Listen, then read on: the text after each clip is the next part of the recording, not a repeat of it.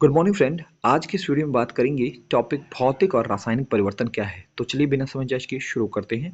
भौतिक परिवर्तन वह परिवर्तन होता है जिसमें कोई नया पदार्थ का निर्माण नहीं होता है। उदाहरण के लिए पानी का जमने के बाद बर्फ बन जाना, रबड़ का खींचना, बाल का कटना इत्यादि।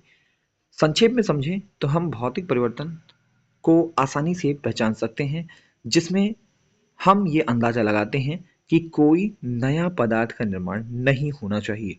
जैसे पानी जम गया और फिर बर्फ बन गया तो कुछ नया नहीं हुआ है, पानी की अवस्था बस चेंज हुई है। तो आपको ध्यान रखना है, पानी का जमने के बाद बर्फ बन जाना एक भौतिक परिवर्तन का उदाहरण है। रबड़ का खींचना, रबड़ आप जब तक खींचे हुए हैं तब तक उसकी साइज बदल जाएगी, लेकिन रबड़ से आप बल हटाएंगे तो रबड़ फिर पुरानी स्थिति में आ जाएगी। तो यहाँ कुछ नया नहीं हुआ है, बस आपने बल लगाया रबड़ पे तो उसकी साइज चेंज हुई है। तो यह भी एक भौतिक परिवर्तन है।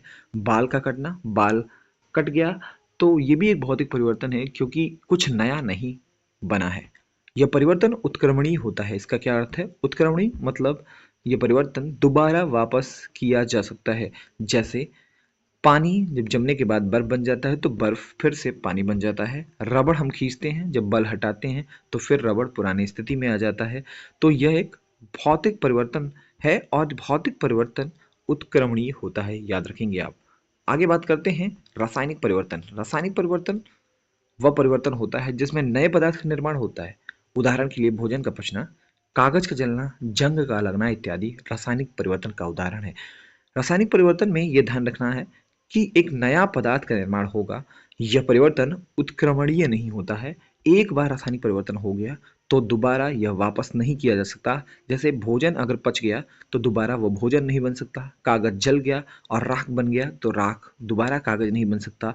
अगर किसी धातु पर जंग लग गया है तो दोबारा वह वापस नहीं किया जा सकता अगर उसका संक्षारण होगा तो ठीक है, जंग लगना भी एक रासायनिक परिवर्तन है। इसी के साथ मैं अपनी वाणी को विराम देता हूँ। धन्यवाद।